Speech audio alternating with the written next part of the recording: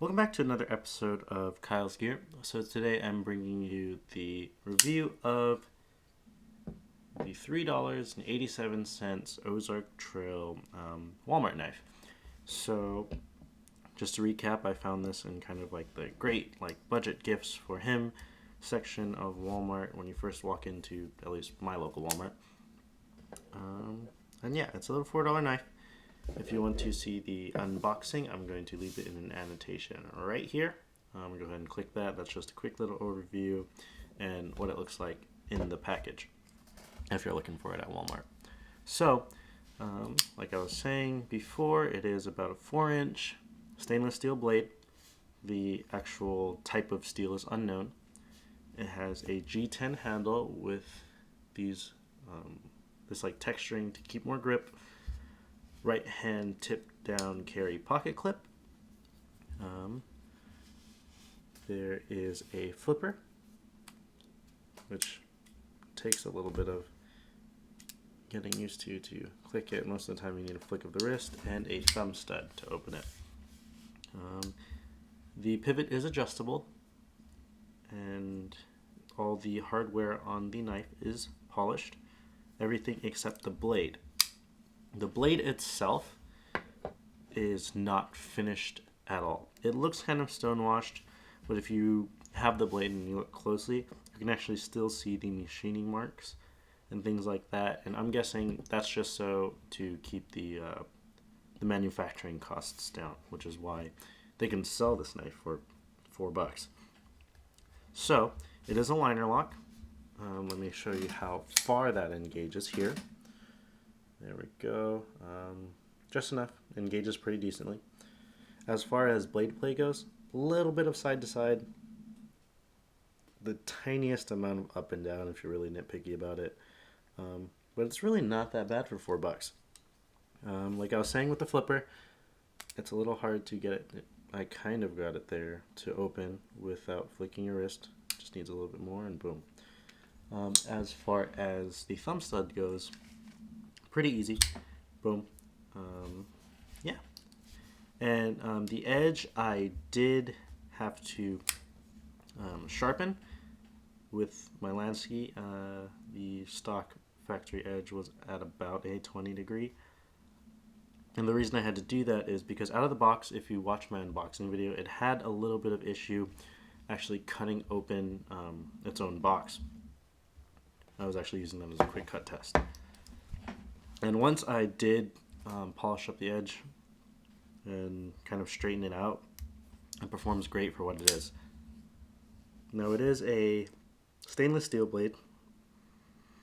Like I was saying before, it didn't say... Sorry, I had to burp. Or there's something stuck in my throat. Anyways, like I was saying, it is stainless steel blade, not very specific on the type, but it is pretty soft and it was pretty easy to sharpen. So, there we go. That's kind of the new edge on it, if you can see. Just do it quickly onto my Lansky, just to straighten it out, because initially the edge, the regular edge is like this on a knife if you were to put it under a microscope, but it was almost like that at some points. At some point it was like that, and it was just a complete mess. But now I got it pretty straight, and it's cutting amazing. This knife is great for gifts, for someone who's kind of into pocket knives, or maybe has even a starter pocket knife. Interestingly enough, let's see if I can get this to focus. There we go. You can see it does have Teflon bushings, and that's both sides of the blade. There's a smaller one here, a little hard to see, but that's pretty good for a $4 knife. I mean, I've seen expensive knives with no bushings at all, or even eBay knives that are $10-15 have no bushings, or it's just even really hard to open. Once you kind of play around with this, sit in front of a couch, open and close it while you watch TV, kind of break that pivot in, it's really good. So yeah, it's nice and smooth now after, I don't know, a bunch of opens. And surprisingly, if you look here, the blade centering is center, which is awesome. I mean, some knives that you pay a lot more for don't even get that. If I were to compare this to a more kind of well-known knife, I definitely compare it performance-wise to the CRKT Drifter, which is about 16 to 18 bucks. You can find it online. Pretty good knife, but yeah, I definitely compare this knife to that as far as performance, weight, carrying. This is the pocket clip here. Here, let me show you. This is how it looks in pocket. As you can see, it's not a super deep carry. Still shows the pivot and the 3 screws, which is kind of the biggest point where it reminds me of the Drifter. I used to have one, and it carries very similarly to that. Now, on to what I don't like about the knife is that the detent on it is almost non-existent. I once dropped this knife off a desk, and it had opened up pretty much about this far, and I was like, wow, that's pretty dangerous. There is a detent ball and all that right there. So there is one, but it's not very good. But with that to say, I mean, it is a $4 knife. And for those of you that don't know, the big difference with cheap knives and slightly less cheap knives, like let's say in the $20, $30 range, is quality control. So the manufacturer for, say, Ozark Trail or the factory or whatever you want to call it, they cut some corners either in the quality of the product or the process and how the product comes out. So for example, like I was saying, the blade here is unfinished, and most of you would probably think like, oh, you know, that's not a lot, you know, just run it under a quick machine, either buff it or even just one final machine. But if you think about it, when they're putting out, you know, I would say 10,000, if not more of these, all that little cost, that little extra 5 seconds it may take to finish this blade, it all adds up. So by doing that, they're going to cut the cost. And also, the big thing is quality control. And what quality control is the consistency of the products that they put out. The thing about buying a Kershaw or things like that, if you buy 2 different Kershaw, say, Kershaw Cryos, if you buy 2 different ones from 2 different knife shops or 2 different websites or wherever you get your knives from, chances are they're going to be pretty much the same thing. Now these, I bet, if I pick 2 off of the same shelf, would both have different qualities, whether they're better or worse in different aspects. And that's where you get things like the edge of this not being straight at all.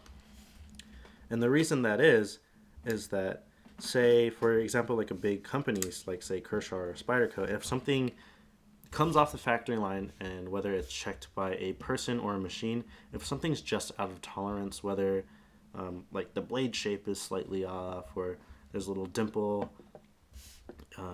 in the, I don't know, in the handle or something, or if the heat treating wasn't quite right, it gets either sent back and remachined and fixed, or it gets sold as like the factory second sales, if you guys have ever heard of those, and they'll be sold there at a cheaper price and be sold as a blemished item. Whereas with a factory that puts something out like this, as long as it looks like a knife basically and has a pivot like a pocket knife or like a folding knife, it's pretty much good to go. They'll send it out to packaging and it's done. And that's going to be the big difference, and that's what makes this possible to sell for $3.87. So that's my basic overview of the Walmart knife. I will include a little bit of video of it cutting things, some closer shots of it, things like that. Coming up in just a second.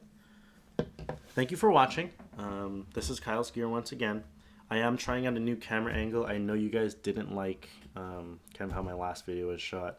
It wasn't that great as far as focusing and things like that, but trying something new. Let me know how you guys like it. If you guys like this video, hit the subscribe button or the thumbs up. If you don't like it, hit a thumbs down. You know, I'll accept that if you guys don't like the content I put out.